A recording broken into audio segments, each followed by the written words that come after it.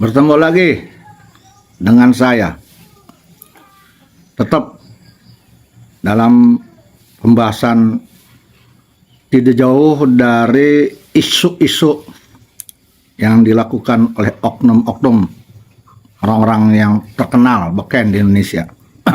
Tapi selalu menimbulkan isu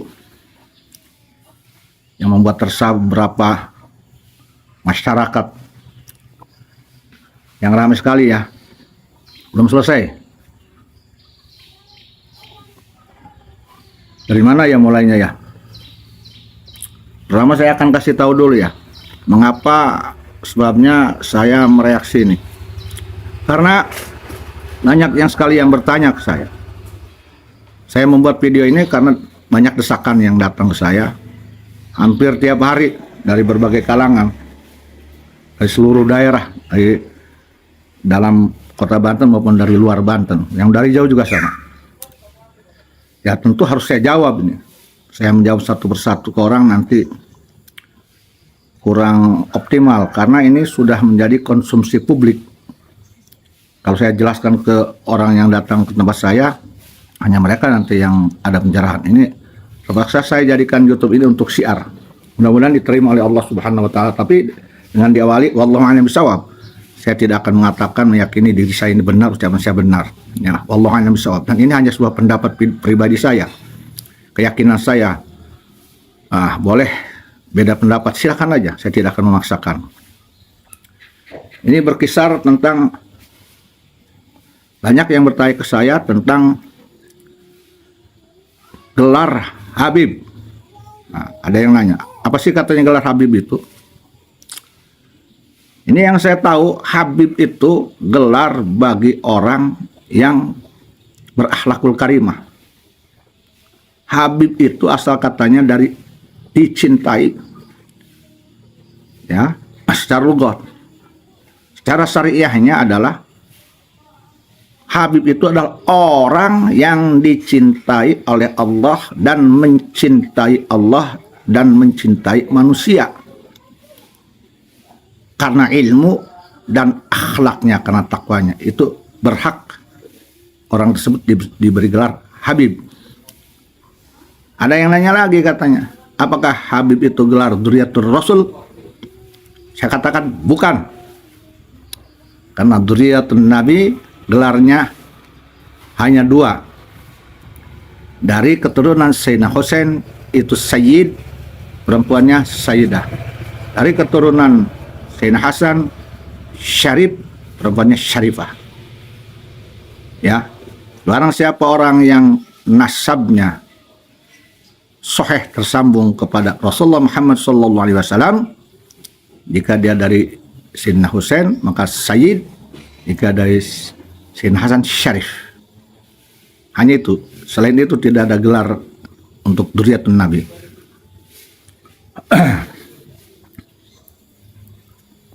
Lalu apakah jika seseorang itu yang kadung disebut gelar Habib, tetapi kemudian akhlaknya, perbuatannya tidak mencerminkan dicintai Allah, mencintai manusia, apakah boleh disebut Habib? Tidak. Kalau menurut saya sudah tidak pantas disebut Habib. Kalau kita paksakan memberi gelar kepada orang tersebut, itu gelar tidak adil. Jangan kau memberikan gelar kepada orang yang bukan haknya menerima gelar tersebut. Ya, contohnya Allah Subhanahu wa taala memberi gelar raja di zaman Nabi Musa. Saya lupa nama aslinya ya, lupa. Raja al-Zalim dari Fir'aun. Karena perbuatannya jauh aun dari pertolongan Allah. Memberi gelar pamannya Nabi Muhammad Abu Jahal, ya sesuai dengan perbuatannya. Jadi jangan pernah kita memberikan gelar pada seseorang yang tidak sesuai dengan perbuatannya. Berikan gelar Habib jika memang ilmu, akhlak, perbuatan dan takwanya ada. Tapi jangan beri gelar Habib Kalau memang perbuatannya bertentangan dengan ketakwaan, tak berakhlak, tak beradab, jangan doyan caci maki dengan doyan menghina, doyan nipu, palsu, dusta, manipulasi kuburan, manipulasi nasab orang. Sudah tidak pantas disebut Habib. Ya. Saya tegaskan, jangan memberikan gelar pada seorang yang bukan haknya. Contohnya, orang itu hansip, dipanggil jenderal. Orang itu provokator, mencaci maki orang, tukang marah, ngamuk-ngamuk, disebut jenderal Islam. Kan itu tidak adil itu. Batil, mungkar menurut saya. Menempatkan sesuatu tidak pada tempatnya.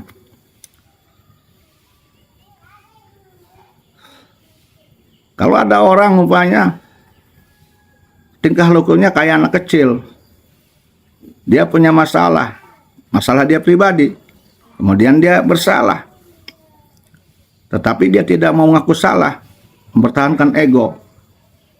Nah, dia merasa benar ketika diminta bukti kebenaran secara data, akurat, fakta, nah, dia tidak mau. Nggak ada kosong data-data, tidak memberikan informasi yang jelas, nggak ada kosong dari semua data. Tapi kekeh aja dia ingin dimuliakan. Nah, ketika ada orang lain yang mengatakan bahwa dia itu orang yang tidak berhak atas apa yang dia klaim, dia mencari perlindungan ke orang lain, ya, agar dibela. Ya persis kalau kita ngelihat dalam film itu si Ucrit ya, upanya nih contohnya. Si Ucrit itu kan kalau ribut berselisih dengan temennya si Cuplis, Ucrit suka mengadu ke neneknya, ke yang lain. Akhirnya neneknya yang membela yang lain, si Ucritnya memek-mek, nangis-nangis. Lalu ya memang bersalah. Ya kalau orang seperti itu ya menurut saya mah pantasnya lakopnya Ucrit. Saya teringat dengan apa yang dilakukan oleh si Bahar Smith tuh, waktu ceramah di Puncak. Si Bahar Smith pernah ngomong katanya, waktu dia bilang, saya pernah dilaporkan oleh Hasto karena saya menyebut Bu Megawati dengan Mak Banteng. Saya dipanggil polisi. Saya ditanya, kenapa Anda menyebut Bu Megawati dengan Mak Banteng? Dia bilang ke polisi bahwa nama itu ada dua, ada lakob, ada nisbah. Maka Mak Banteng itu adalah lakob. Seperti halnya Sofyan As-Sauri, namanya Sofyan As-Sauri karena itu seperti kerbau katanya.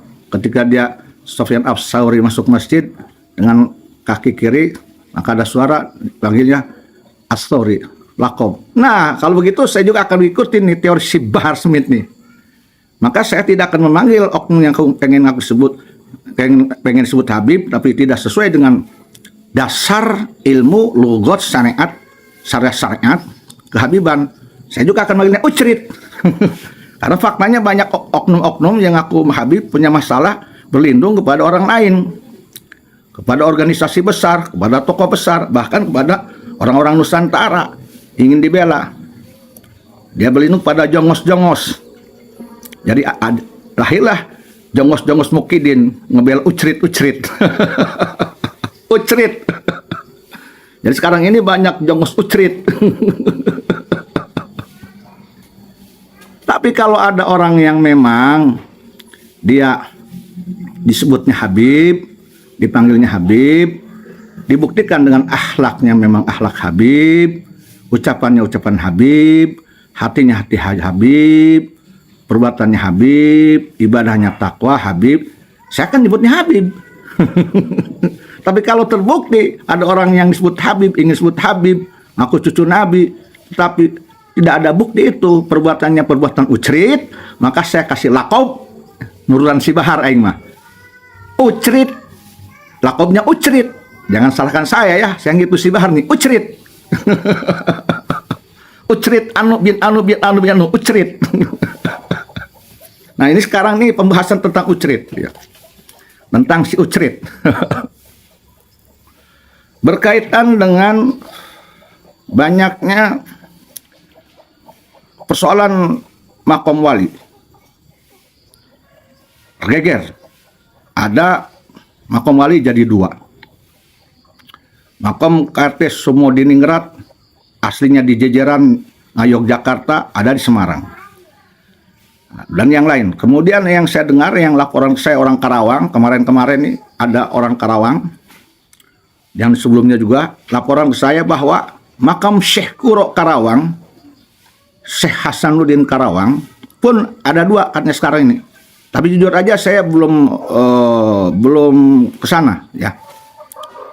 Ini baru yang infokan saya. Wallahualam, saya tidak akan mengatakan ini saya benar. Ini hanya informasi yang saya terima dari orang, entah benar atau tidak. Nanti mungkin saya akan ke sana. Jadi makam Syekh Kuro itu ada dua. Ada makam yang memang sudah dari dulu sampai sekarang diziarahi, sudah dibangun. Nah, ada lagi makam Syekh Kuro yang di masjid. Katanya yang makam Syekh Kuro yang di masjid ini karena ada si Ucrit datang dengan kasyafnya mengatakan makam Syekh Kuro ini ada di sini di masjid, bangunlah. Maka dibangunlah makam Syekh Kuro di masjid. Maka di Karawang ini ada makam Syekh Kuro jadi dua. Apa efeknya? Masyarakat jadi bingung, lalanjungan nujarah bingung. Muhibbin Syekh Kuro, pecinta Syekh Kuro, bahkan mungkin turun Syekh Kuro, jadi bingung yang mana yang benar. Nanyalah ke saya, kenapa bisa begitu? Katanya itu Ucrit itu tokoh sufi terkenal, kasyaf, wali. Nah, ya. Duriyatun Nabi Muhammad SAW. Terkenal dengan ronsen kuburan. Apakah ada ilmu tersebut? Apakah ada ilmu Allah Ta'ala yang membuat bingung masyarakat awam? Apakah ada mursyid yang membuat bingung masyarakat awam? Apakah ada thariqah manapun yang membuat hasilnya, natijahnya membuat orang awam? Saya jawab, tidak ada. Siapa saja yang ngaku mursyid thariqah, kemudian dia memberikan sebuah ucapan atau putusan atau rekomendasi yang membuat orang jadi bingung, ada dualisme, ada pro kontra, fitnah, maka itu bukan mursyid, gagal kemursidannya. Silakan dibuka Mafakhirul Aliyah. Bagaimana seorang mursyid? Seorang mursyid itu selalu melakukan segala sesuatu dengan makna. Gugur kemursidan seseorang ketika dia melakukan sesuatu perbuatan yang tanpa makna. Gugur kemursidan seseorang ketika dia menggugurkan kehormatan muslim, apalagi menggugurkan kehormatan seorang waliullah. Gugur. Silakan buka kitab Mafakhirul Aliyah. Nggak usah saya bahas di sini, ya. Silakan. Kalau mau jelas nanti sini ngaji kitabnya. Kita ngaji kitab Utawi Mafakhirul Aliyah. Di sini ada kitab Thariqah tentang mursyid. Bagaimana syarat mursyid? Bagaimana mursyid jadi gugur karena tingkah lakunya. Kemudian karena saya ditanya, kok begitu ya? Kenapa bisa ada seorang yang ditokohkan, seorang sufi terkenal, kemudian bisa seperti itu? Dalam istilah tarekat apa? Di dalam istilah tarekat yang saya kaji, nggak usah kitab tinggi-tinggi lah. Di dalam kitab Syekh Wahab Asy-Sya'rani, ya, di situ disebutkan bahwa terhadap ahli tarekat itu ada 4 khotir. Saya sebutkan aja kitabnya, kitab Minhajus Saniyah. 1 ada khotir Rabbaniyah, ada khotir Malaki, ada khotir Nafsiyah, ada khotir Syaitaniyah. Ini terkadang terjadi kepada pengamal thariqah, sekalipun itu seorang mursyid. Nah, yang terjadi seseorang ketika memberikan rekomendasi ada nuakomali, ada 2, padahal sejatinya wali itu hanya ada di satu tempat menjadi dua, maka itu bisa dipastikan lahir dari khotir nafsiyah, bukan dari khotir malaki, bukan khotir dari khotir robani. Ya, ronsen kuburan yang lahir dari khotir nafsiyah akan menimbulkan gejolak polemik dan dipastikan itu batil. Apakah khotir nafsiyah itu? Khotir adanya di dalam lintasan hati, di dalam sir. Khotir robaniyah ada dalam lintasan hati, di dalam sir. Begitu juga khotir malaki, khotir nafsiyah, khotir syaitaniyah. Ketika seseorang di dalam dirinya, di dalam hatinya, di dalam nafsunya ada sebuah keinginan, umpamanya dia ingin terkenal dengan disebut kasyaf, dengan ronsen kuburannya ada keinginan terkenal dengan kasyafnya, ahli kasyaf, mursyid thariqah sedunia, ada keinginan itu. Kemudian dia menunjukkan sesuatu kuburan, ini makom Syekh Anu, dengan sirnya ingin terkenal, ingin kasyaf ronsen kuburan, maka itu disebutnya khotir nafsiyah. Kuburan yang dia tunjuk adalah lahir dari khotir nafsiyah, maka itu tidak pantas dilakukan oleh orang yang menggelar mursyid. Ini kelakuan ucrit-ucrit seperti ini, siapapun dia ucritnya, jangan didengar. Nah, biasanya ucrit seperti ini, ngaku-ngaku mursyid, dimursyidkan tapi tidak sesuai dengan kemursidan. Sebab kemursidan yang Syekhul Kamil Mukamil, dia tidak akan terkena oleh khotir nafsiyah. Dia mempunyai sifat basiratun nafizatun. Pas, jelas. Karena itu minallah. Apalagi kalau dia terkena oleh khotir robaniyah, pasti benarnya, tidak akan menimbulkan gejolak. Nah, jadi saya tegaskan, ronsen kuburan yang menimbulkan polemik, salah, tidak sesuai dengan syariat Islam, menimbulkan fitnah di masyarakat, apalagi menimbulkan menjadi persoalan nasional, menyangkut nama baik ulama, menyangkut nama baik wali, menyangkut nama baik pahlawan, maka itu ronsen kuburan batil, lahir dari khotir nafsiyah. Rumusnya tadi, setiap khotir yang minallah, khotir robaniyah, khotir malaki dari malaikat, itu pasti manfaat dan tidak akan menimbulkan polemik dan fitnah. Ada penjelasan-penjelasan pasti dari orang tersebut. Tetapi kalau dari nafsiyah, apalagi dari syaitaniyah, maka dipastikan itu batil. Ya, bagaimana menurut pendapat saya? Seharusnya kalau memang ada ucrit yang ngaku mursyid, dimursyidkan, terlintas di dalam kasabnya, kalaupun benar kasabnya minallah, di sini adalah maqam waliullah, ya, bukan dari nafsiyah, bukan dari syaitaniyah. Dia harus menjelaskan ketika maqam wali tersebut yang baru benar kasab ini dari Allah, dari khotir robaniyah atau dari malaki, sebagai bukti basiratun nafidatun. Maka dia harus jelaskan ini makam ini berupa apa, makam majaz atau makam hakiki. Nah, seperti itu ya. Makam hakiki adalah makam seseorang yang memang jasadnya dikuburkan, ditimbun di situ. Ada yang disebut makom, ada yang bilang makam, tetapi itu bukan jasad. Makam majaz. Ya, condong di Indonesia, khususnya di Banten, disebutnya patilasan. Ya. Nah, patilasan ini berlaku jika memang biasanya tidak ditemukan makam secara jasadi atau hakiki. Adalah kasab untuk memuliakan wali terhadap orang yang dicintai oleh Allah. Maka itu adalah disebutnya patilasan. Dia harus menjelaskan bahwa ini patilasan. Jangan diklaim ini makam jasad. Kalau ini makam patilas dan dia klaim makam jasad, berarti ujrit ini belum mursyid, tidak mursyid, belum busuk ke Allah Subhanahu wa Ta'ala. Di dalam sirnya, di dalam lintasannya masih ada nafsu dunia, nafsu kekuasaan, nafsu ambisi, nafsu ingin ditokohkan. Ini ujrit gagal jadi mursyid. Ini ujrit bisa gagal jadi wali.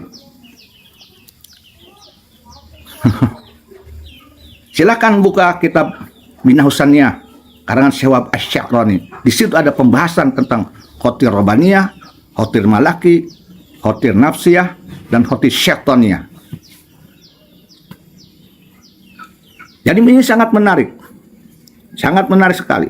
Ronsen kuburan ini langsung diyakini. Nanti dulu, silahkan di luar disebut gagah, tapi insya Allah tidak di Banten. Silahkan oleh orang luar disebut hebat, tapi belum tentu oleh orang Banten. Ya, karena semua hal, ahwal, ilmu, toriko ada di kitab. Kita juga ngaji tentang kitab. Torekat kita aji. Ya, banyak orang Banten yang ngaji tarekat, mengamalkan tarekat dan sudah sampai usul. Maka mereka tahu mana mursyid kamil, mursyid hakiki, mana tidak. Mana khotir lahir dari khotir robaniyah ucapannya, mana dari khotir malaki, mana dari khotir nafsiyah, mana dari khotir syaitaniyah. Ucit-ucit bisa bohongi orang lain, menipu orang lain, tapi tidak bisa, belum tentu terhadap orang-orang Banten yang memang ahli ilmu torikoh dan pengamal torikoh. Apalagi kalau dia sudah wusul kepada Allah Subhanahu wa Ta'ala. Ya, jadi saya katakan ya, nih tentang ini, di atas langit ada langit lagi, ada langit lagi. Kita ini terkadang sangat mudah sekali mengagungkan orang, mengkultus individukan orang. Sehingga ketika orang itu dianggap paling hebat, akibatnya teropini publik, yang lain jadi buruk, yang lain jadi lebih rendah daripada hanya orang itu yang paling hebat. Tidak seperti itu. Masih banyak di alam dunia, di Banten orang-orang yang bersembunyi, yang bahkan makom spiritualnya, derajat kualian mungkin lebih daripada orang yang pandang lebih hebat, daripada ucit-ucit yang kita pandang lebih hebat. Ya, tegas sekali. Jangan langsung percaya adanya ilmu ronsen kuburan. Ini kalau bicara ronsen kuburan, sobatku, ini bisa terkategori ini. Kalau ronsen kuburan ini bukan minallah, menimbulkan polemik, tidak bermakna, merusak tatanan masyarakat, merusak keyakinan, polemik. Contohnya ada makam KRT Sumodiningrat, ada 2 yang aslinya di Jajaran, sudah valid, dikuatkan oleh ahli sejarah, dikuatkan oleh keluarganya, dikuatkan oleh keturunannya, dikuatkan oleh catatan keratonnya, ada nyata. Lahir lagi di Semarang ada makom Kangjeng Raden Tumenggung Sumodiningrat. Ini kan menimbulkan polemik. Maka ronsen kuburan tersebut batil, salah, jangan diyakini. Ini sebetulnya bisa dikatakan hasil ronsen kuburan oleh oknum ujrit ya, yang di Semarang ini bisa dilahir dari halusinasi ini. Mahesa mana nih Mahesa nih? Ini Mahesa nih, bagian Mahesa nih yang sering ngebahas halusinasi. Bagaimana tuh? Kuburan Kangjeng Raden Tumenggung Sumodiningrat di Semarang itu katanya hasil ronsen kuburan, juga di Karawang hasil ronsen kuburan. Halusinasi bukan. Halo. Kalau halusinasi, sikat. Jangan canggung. Jelaskan hak. Kalau hak, jelaskan. Batil. Ya. Halusinasi bukan itu. Halo. Yang keluar-keluar sering ngomong halusinasi. Oke, saya dukung. Saya suka. Senang kalau ada halusinasi. Berantas. Tapi jangan pandang bulu. Siapapun dia yang menghalusinasi, membuat halusinasi, apalagi halusinasinya membuat fitnah di Indonesia, fitnah terhadap syariah dan akidah, merusak, mengotori ilmu thariqah dan kemursyidan, siapapun dia, sikat. Lahir dari ujrit manapun, sikat. Jelaskan agar masyarakat pintar, jelas, tidak tertipu oleh ujrit-ujrit yang ngaku-ngaku mursyid. Ya, saya memanggil nih, mana orang yang sering ngebahas halusinasi? Saya nanya nih, apakah makom Kangjeng Raden Tumenggung Sumodiningrat di Semarang itu hasil halusinasi bukan? Dan katanya ada makam Syekh Kuro di Karawang ada 2, padahal jaraknya tidak terlalu jauh. Makam yang sudah lama banyak dijarahi, timbul lagi baru, dibangun lagi nih di masjid. Hasil rosun kuburan dari Ucrit, ya, itu halusinasi bukan? Kalau halusinasi, halo orang-orang yang berkuat-kuat halusinasi, dibahas tuh, dibahas yang kenceng. Jangan hanya menghukumi, menjustifikasi halusinasi orang-orang yang lain yang di luar Ucrit, disikat habis halusinasi. Terhadap Ucrit nggak mau ngebahas, jangan-jangan, halo, oke. Demikian, ini pencerahan. Saya katakan, saya tidak akan memanggil seseorang menjadi Habib jika dia tidak berilmu, tidak berakhlak, tidak membuktikan kecintaannya kepada dan tidak adanya bukti cinta Allah kepadanya, tidak membuktikan kecintaannya kepada manusia, justru memberikan mudarat, semata-mata saya tidak akan manggil Habib. Tetapi kalau lebih dohir, lebih muncul bukti-bukti sifat-sifat kayak anak kecil, bocil, berlindung di kekuasaan, berlindung di pemerintah, berlindung di jongos-jongos, berlindung di oknum-oknum jongos, oknum ini ingin dibela, ngumpet, dianya nggak mau nongol-nongol, orang diadu-adu, sama Pribumi dan Nusantara diadu-adu, dan jongos-jongos Ucrit pun juga mau diadu-adu. Sekali-kali itu seperti menurut saya mas, tabiatnya, akhlaknya, perbuatannya kayak Ucrit, maka lakobnya saya akan panggil Ucrit, mengikuti Sibar Semit. Ucrit. Halo, demikian. Ya, semoga Ucrit ini diberi taufik hidayah.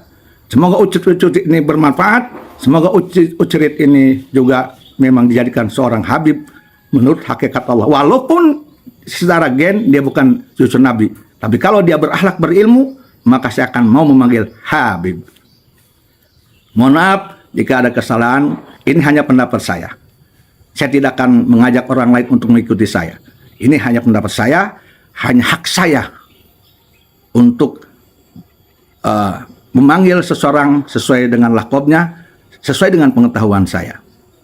Ya, silakan Anda beda, silakan, tapi jangan paksa Anda harus saya ikut Anda. Saya yakin saya, jangan paksa harus mengikuti Anda. Anda, saya, silakan aja.